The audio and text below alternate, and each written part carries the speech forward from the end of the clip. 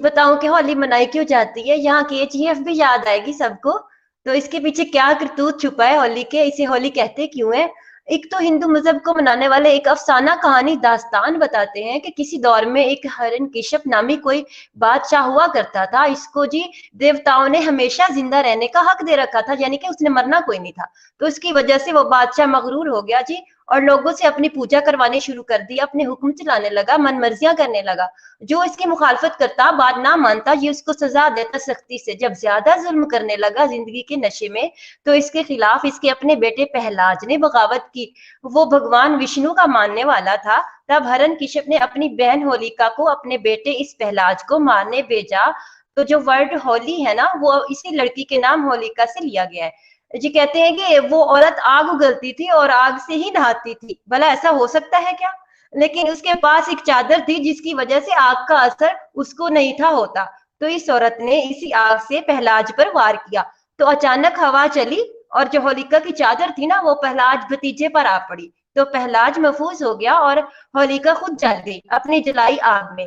अच्छा, फिर क्या हुआ? फिर विष्णु भगवान ने हिरण्यकशिप को शेर के रूप में आकर खत्म कर दिया। भला अब जी मुझे ये बताएं कि आग से भला वो लड़की कैसे बच जाती? अभी भी ना ये कहीं इस औरत का पुतला चलाते हैं होली में कभी कभी। अब आ रही है मजे की बात के कलर क्यों लगाते हैं। अब फिर से इनके करतूत दिखेंगे। सुनो जी, पता है क्या है? कृष्णा जी रंगीन तबीयत के मालिक थे ना, जरा चंचल सी लड़कियां पसंद थी। तो जहां रहते थे कृष्णा गांव में, वहां वो गोपियां लड़कियां तो आती ही थी उनके साथ रासलीला रचाते। कभी उनकी मटकियां तोड़ देते पानी वाली, कभी तो फिर उन बिना कपड़ों के नहाने वाली लड़कियों के, मतलब गोपियों के कपड़े चुरा लेते। कृष्णा से तो खूब वाकिफ होंगे ना सारे ऑडियंस, कि कृष्णा जी किस तरह रंगीनियां दिखाकर गोपियों को मजबूर करके क्या कहते थे कि आ जाओ नाच कर लो नंगा कपड़ों के बिना और फिर कपड़े मिलेंगे। और बांसुरी से रक्स करता और इन गांव की गोपियों से अपने साथ रक्स करवाता, और बाकी सारे करतूत जो वो करता था वो सारे। तो राधा उसकी उन सब में से स्पेशल थी, खास महबूबा थी। तो राधा प्योर व्हाइट और कृष्णा जो था वो फुल ब्लैक। तो डिप्रेशन होता था कृष्णा को, सांसें कमतरी होती थी।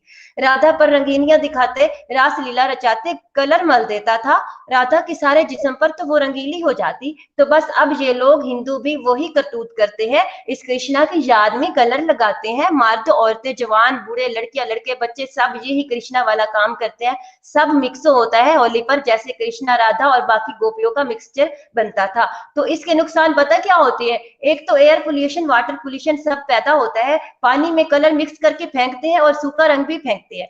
तो कलर से किस तरह की जहरीली चीजें हवा में फेंक मतलब हवा में फैलती हैं, क्योंकि होली वाले जो रंग होते हैं ना उसमें टॉक्सिन्स होते हैं। इससे जहरीली चीजें हवा में फैलती हैं, जिससे बच्चों को जानवरों को सबको बीमारियां लग सकती हैं।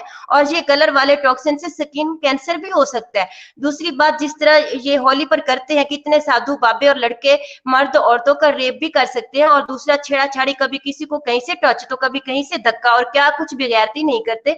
जब सब मिलकर खड़े होते हैं, वो जो देखा देखी निकल जाते हैं, तमाशाई होली मनाते, तो क्या कुछ करवा के नहीं आते। हर कोई अपनी कोशिश से किसी भी तरह लड़कियों से टच होकर नाच कर, तो क्या क्या बेहयाई होती है। यानी कि होली वाले रंगों में कृष्ण वाले धंधों में सब मिले होते हैं। ठीक है सिस्टर? बहुत शुक्रिया ईशा सिस्टर।